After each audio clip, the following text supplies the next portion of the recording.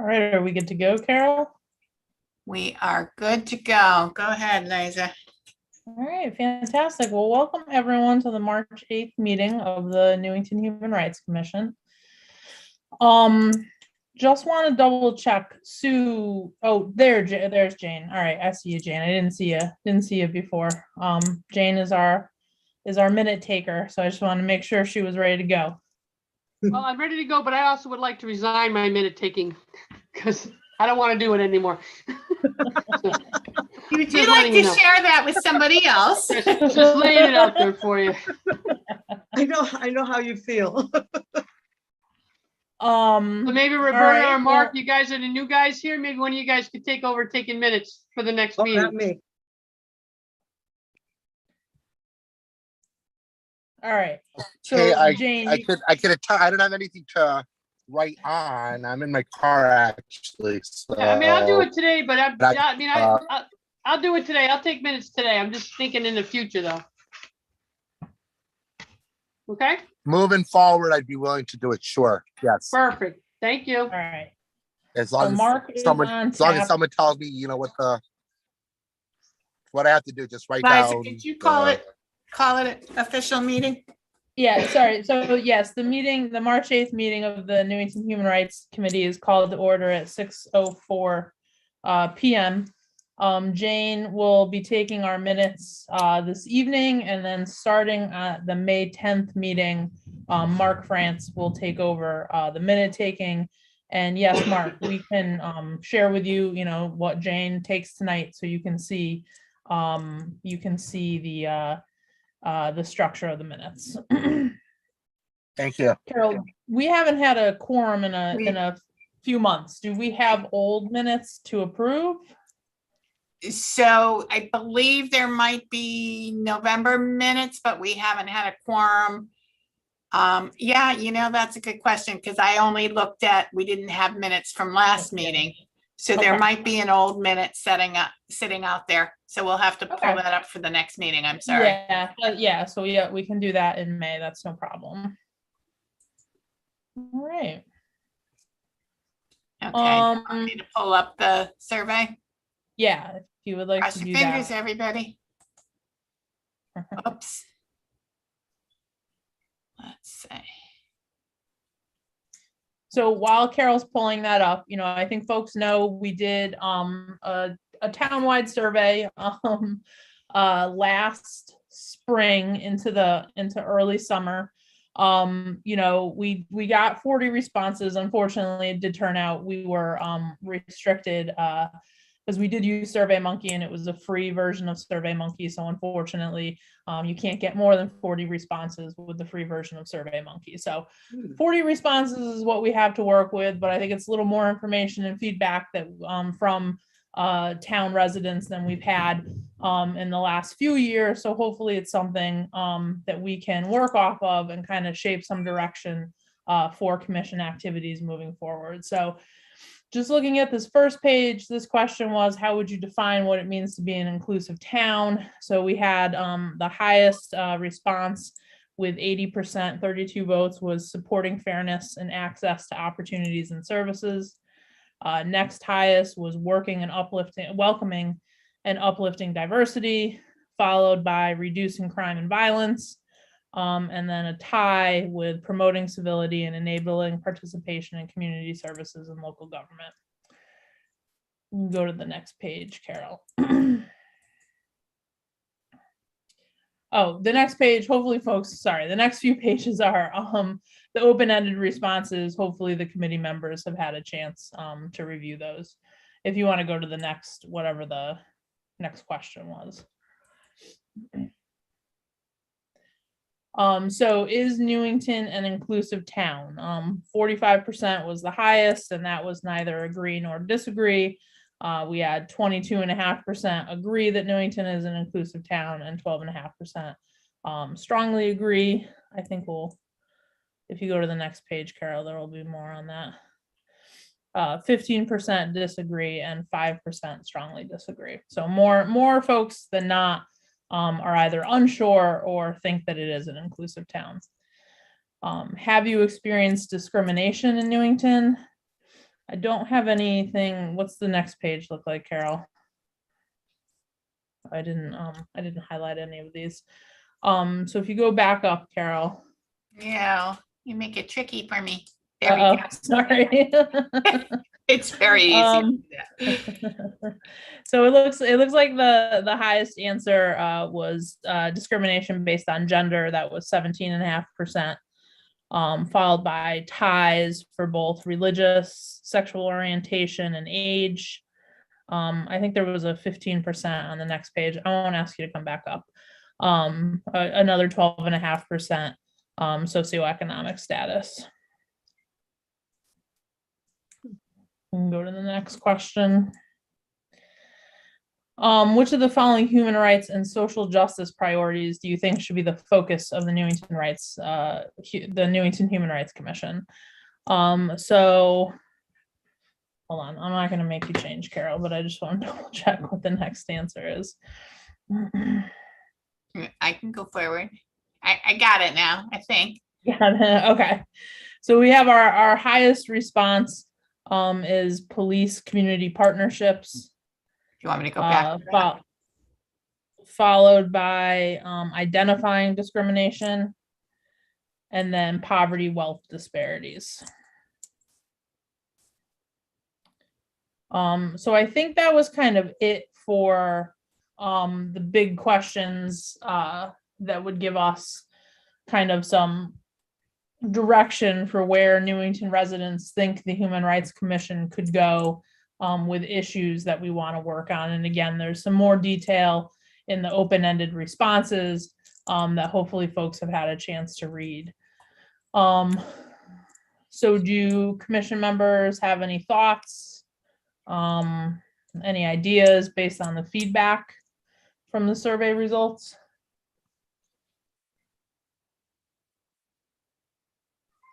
I mean, it's a survey, so it kind of like didn't define what inclusiveness meant. Like, I'm not sure what people interpreted that of, because I'm surprised at the answers, you know? So I'm not quite sure where, like police community partnerships, I'm not sure how that falls under something that the Human Rights Commission can even do. You know what I mean? So I'm not sure if there's a particular, if they felt that people were being discriminated by police responding to calls or something. Yeah, I'm not sure what that would entail. You know what I mean? Because they do a lot with the community of those little, you know, give back nights and those things they have in the parking lot there. They have been doing them. I mean, COVID kind of put a nag on some of that the last couple of years. So I guess I'm not quite sure. And I didn't really spill it out in the comments that I saw about what that was. Yeah. You know? I mean, my guess is this survey went out during a time where there was still a lot of discussion in the state about the police accountability bill that the General Assembly passed earlier the year before. It's been a couple of years now, but it doesn't seem to go away. So my guess is that impacted maybe the response to that question.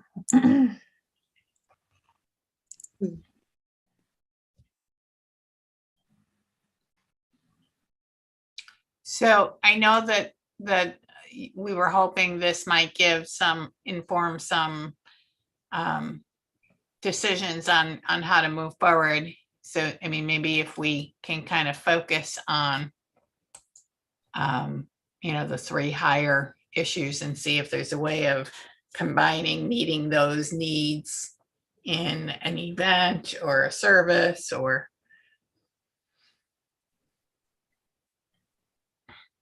There was one in here I see that's bullying. Is that that are children that are being bullying in school, or just people in general? It doesn't say, so. Yeah, it wasn't really defined, so I think people could probably take it either way. Not just about school bullying for children.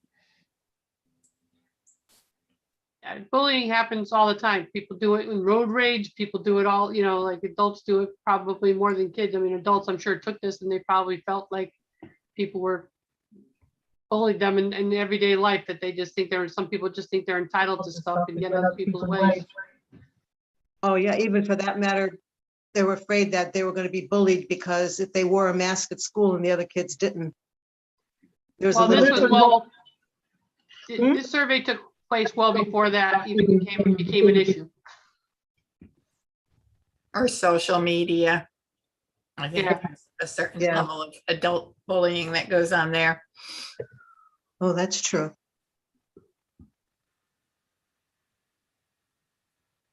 So if we thought about doing some sort of event, because I do think Carol and I were talking while other folks were coming on, that we might be getting to a point where we can do an in-person event, maybe, you know, very early fall, maybe in September, so it would give us some time to plan. What do you think, what do folks think about, you know, we have in the past talked about trying to have a speaker come into the library on a human rights issue. Is there anything from these survey results that folks might be interested in putting something together? You know, if it's not on police community partnerships, could be on poverty, wealth disparities, issues Trafficking. related. We did talk about trafficking a couple of years ago. I That's obviously- remember, and I was trying to find somebody, and the girl that lives next door to me actually works for a nonprofit on trafficking and all that.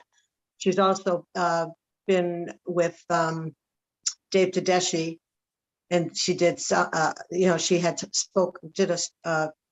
she was a speaker for one of his affairs. I did ask her if she knew anybody that wrote a book on this, because that was one of the topics. And she couldn't give me any information or any names of anybody that she knew. So I just, you know, put it in the back burner because I don't know where else to go to get that information. But if you want to do something on trafficking or something and have somebody speak about that, I could ask her if she'd be interested in doing this in the fall with us. Sure, yeah. I mean, there is the gentleman, I don't know the name off the top of my head, who wrote the book specifically about trafficking that occurs on the Berlin Turnpike. And I think perhaps there was another organization that I think brought him in to speak within the last few years. Yes, he did a whole thing on it. I do believe it's the Rotary Club that does that. The Rotary, yeah, you're right. It is the Rotary Club. Yep. Yeah. But my That's- concern, Ooh, Jane, ahead, I think Jamila. when you're speaking, I think Sue has to mute. I think if you, because you guys are both in the same house, right? It's reverberating. okay. So, while I guess the trafficking, you know, if you did a meeting on that and have people, that would be very informative. However, it doesn't seem like it would address anything in the survey. And I think whatever we do, it would be something towards like taking action to make improvement somehow, because I'm thinking if the citizens are like voicing their concerns about these things, like they probably want to see some kind of change. Not that we can make any big impact, but if we have a speak or something, the person should speak to say like how we all can do our part to kind of move towards making change. So it should, I feel it should be something geared towards that. Yeah, I completely agree, Jamila. Yeah, so we let the Rotary Club deal with that then, right? It's that, Roberta, it's definitely something we talked about in recent years for sure. Yeah. And I do think it's very much a worthwhile human rights topic. But I do think a pre-pandemic, just pre-pandemic, like the year preceding the pandemic, I think lots of organizations in town did stuff on trafficking. And also, as Jamila pointed out, it's not really reflected as an issue in these survey results. So it's definitely something we can come back to at a later date, because in another year or two, maybe folks would be interested in hearing from that gentleman who wrote the book about trafficking on the turnpike. So identifying gender identity, sexual orientation, that is something that should be a topic, because of trying to get somebody to talk about that and let people understand why this is happening. You know, and why people don't feel they're complete. If they're, let's say, whether a male or a female, and they have the right to do what they think can make them survive without trying to commit suicide or any other stupid thing like that, and be accepted. So, do we know people that can talk about that to make people understand the meaning of it? They're not doing it, oh, just because I feel like it. They're doing it because that's who they are. Yeah, sure. I'm sure. Yeah, I think that probably several folks on this, on the commission, know folks who would be good speakers on issues related to gender identity and sexual orientation. I was looking at trying to look at answers from different questions.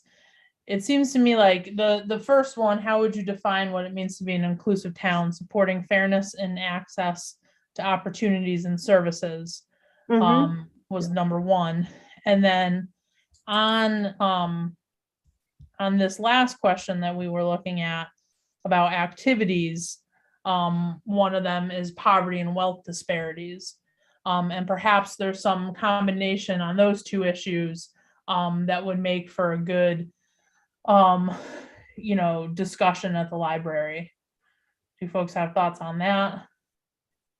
Yeah, definitely. I mean, there are poor people that live everywhere, and it also in Newington. So, yeah. Maybe, maybe folks could kind of do, I know Sue did some research already, fairly recently, but maybe folks could kind of do some research to see if there's authors, Connecticut authors or anybody on that topic. So what would be the outcome of that? So if people were to attend and they're, hearing about wealth disparity and poverty, because yes, we know these things happen. And so what would be different if they went to the library to hear a speaker on that? I think possibly because if we set it up like a panel discussion, so I don't envision that we probably get at the full host of things we want to address, right, with one speaker. So if we looked at it as more of a panel, someone who could, speak to the issue, and then someone who could speak to available resources, agencies, organizations here in Connecticut, for instance. Do folks know that Carol and the Human Services Department exist here in Newington, and that there are some programs right here in Newington? Let alone, I think the many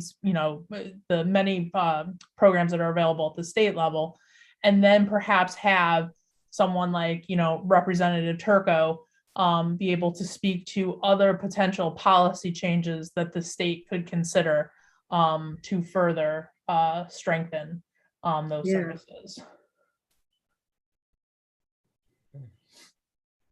There's so many does that make sense, or kind of in line with what you're thinking, Jamila, in terms of because it be both informative but ensure there's some sort of resource and potential change to come from it? Right, exactly. I think that's important. If they're going to come, if we want to bring about some kind of change, provide some sort of resource for people,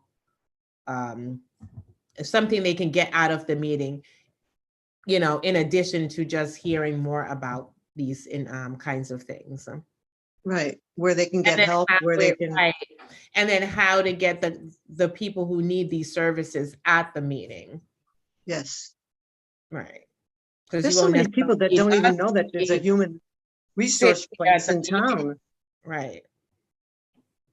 You wouldn't need us to sit at the meeting because we won't necessarily need the resource. So how can we get the people in town that maybe would benefit more from these things? Mm-hmm. Do other folks have thoughts? Well, the best place that seems that everybody gets their information from is Facebook. Well, So I'm not downplaying the resources for wealth disparity and poverty and things of that nature. I'm not disparaging that, except the number one all the way across all the survey was police and community and community services with the police department and crime statistics. That was the number one across the thing. So I'm not sure. I'm thinking that doing something with the police would probably be, if we want to start off with that, I think that's probably the most visible thing to get people at the library, you know, that's I'm not sure poverty is a topic that would get a lot of people into the library, but I could be just reflecting my own personal judgment with that. But I'm thinking, you know, getting police officers there to talk about their perception and when they pull over cars, or who do they pull over, you know, things of that nature. Open communication about that stuff would I think that would spark more people to come. I could be wrong. I could just be reflecting my own biases with that. I don't know, but I'm thinking people don't think poverty exists, and so we may not be successful if that's our first run at trying to have an open forum. You know, I don't know. Well, not the first thing, but you know, it should be eventually discussed. But you're right. We have to go by what the percentage of this is on this survey. And the highest one is police. And the second one is identifying discrimination, religion. Across the board. Across the board, yep. Yeah, I love that idea, Jane. I think that would be great if we could get the police officers to come. Maybe they could be a part of a panel with other members of the town, you know, just to have an open discussion and what they've been trying to do. Yeah, and I'm not sure. I know there's been some different people in the police department. I don't think Officer DeSimone is doing community things anymore, but she was great with that. With doing some of those, like she was doing self-defense classes and things of that nature. She's really involved with the school. So I'm thinking she's very good at community stuff, but I don't know if she does that anymore with COVID. I know a lot of their positions changed around with what they actually do. Carol, do you know what they're doing now down there? I think that's going to starting to gear up. And we could also, you know, I can talk to Steve to see, you know, what his thoughts are on that. I think we're fortunate that in Newington, that, you know, the human services and police department have a very good relationship. So he's definitely, I think, more open than some situations where there really is a communication issue between police and other departments. I think we're fortunate. Yeah, I mean, I think there's, for obvious reason, that stands to be a potentially a public forum that stands to be, you know, potentially very combative. So I think it would be best if we knew as a commission kind of what specifically we would want the police to talk about. Are we going to give other organizations who may not share the same view as the Newington Police Department the opportunity to speak? You know, would we want to have a conversation as a commission with the chief, you know, before we had such a forum? Excuse me. Yeah, I think we have to feel that out first. And I wonder, even though the identifying discrimination across the board is a little bit lower, I'm just wondering if, like, does it make sense to identify discrimination in our community kind of broadly, and then delve into, you know, police and community relationships, poverty, some of the other issues more in detail? That maybe the starting spot is just, you know, have we experienced being different and being treated differently because of that? And how can we as individual community members make a change with that? Yep. But if folks are, you know, I mean, I think the police issue, it does have the potential to be sensitive. So I think we definitely would, if that's the route that people want to go, we would definitely have to have that conversation with Steve first.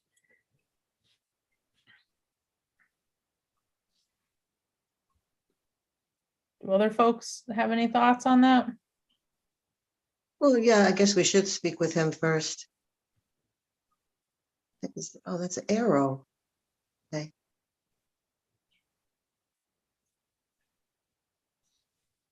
Yeah, just a thought here.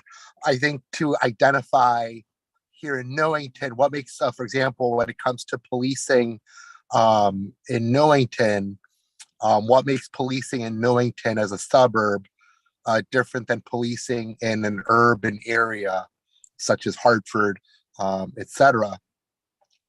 I think that it kind of, at least in my personal experience of volunteering with the Hartford Police Department, I know that poverty and, for example, drug abuse and sometimes mental health and wellness issues are all interrelated. So, kind of going back to my focal statement, though, my first statement was that to identify what makes policing in Newington unique, what makes policing in Newington different than policing in Hartford or other urban areas. I don't know if anyone follows along that with what I'm trying to say there, but I think that once we identify what makes policing in Newington unique, if you will, then kind of broaden it to other issues that tie in with the reason why we have law enforcement to begin with. Thank you.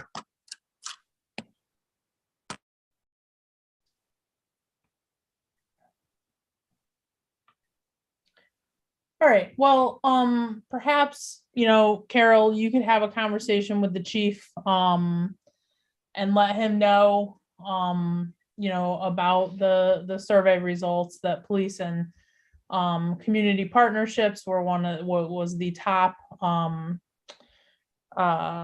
activity that the respondents thought the Human Rights Commission should take on, and that crime and violence reduction was one of the highest, not the highest, on the what it means to be an inclusive town, and see what he thinks about a possible community event. Sounds good. I can do that. I know one thing, they've been very, very busy between all these car accidents, and it's terrible.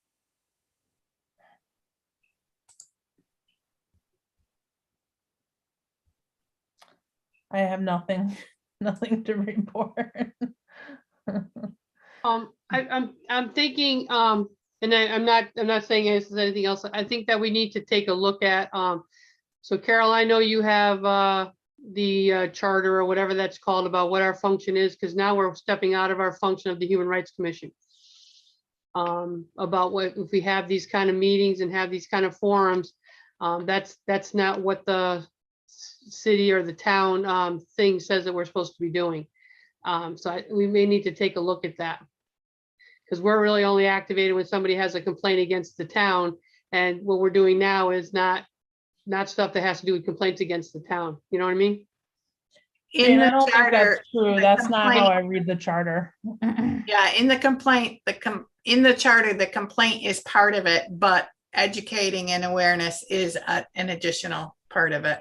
So maybe if we want, I can send that out and we can review that at the next meeting too, to kind of see how the issues laid out in the charter align with what we want to do going forward. But wouldn't like the information from the survey be considered kind of like a complaint? Because these are things that some people are dissatisfied about, and they may not necessarily come to us individually, but on the survey, in the survey, they spoke out against, certain things that they felt uncomfortable about. And I think maybe too, if we were to do one of these panels, etc., that's a good time to kind of have you speak up, Liz, to share a little bit about, our role in the town, that we are here if something should happen. Because I don't know if most people would know about it. Because before I was on this committee, I was unaware that there was such, a thing, should I had, any reason to speak Yeah. out against something.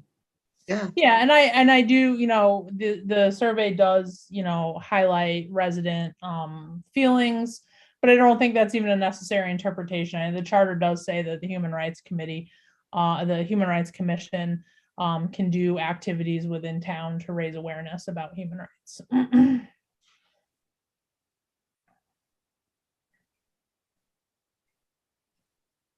Do any other members have reports or anything they'd like to discuss? I think Human Services, we're looking for the third time since COVID started to reinstate shopping. So hopefully at the food bank as opposed to receiving pre-packed food. So hopefully that will be coming up in April or May. We just have to kind of reorganize the whole system for that.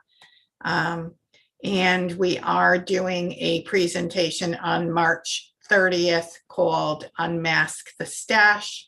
So that's kind of geared to parents and partners and identifying ways that people hide their use of substances in the home. Oh, Carol, what was that called? Unmasked? What? Unmask the Stash. Unmask the Stash. It's on September or March 30th March. and it's going to be a hybrid. And so that'll still be online, right? Is that what you're saying, the hybrid? Hybrid, so online and up to 50 in the town council chambers. Oh, okay.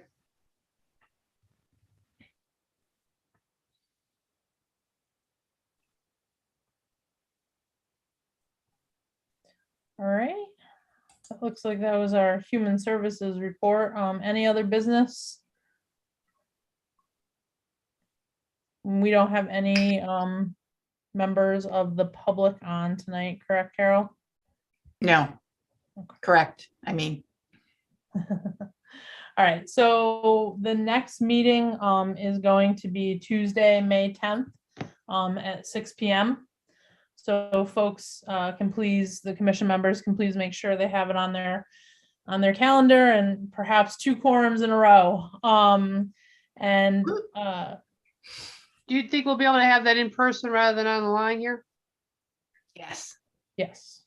We're gonna be able to be in town hall and have it in person? yes. Okay, great. good. Yay. Jane, if when you have a chance to get those minutes to Carol, you could get them to Mark so he kind of sees the structure for the May meeting. And then Carol, if you'll check in with the chief prior to the May meeting, and then also we can do review the charter piece at the May meeting. And can we also, we must still have a couple of outstanding appointments, right? Oh, we do. I think Yeah. we're 3 that we're waiting on. We And have a one couple is- of one is members who are Democrat, 2 are serving Republican. with acting de facto and a couple of vacancies. Okay. Okay. All right, anything from anyone else? If not, we'll entertain a motion to adjourn. I'll make a motion to adjourn. Carol, does that mean Sue and I are gonna be appointed to some political party soon, or what's the deal with that? Is that what that means? That's what that means. And I've been requesting that since November, and I've been told that that's a priority and will be happening. Okay. All right, so the meeting is adjourned at 6:36. Thank you, everyone. Thank you all. Thank you very much. Have Good a night. lovely evening. You too.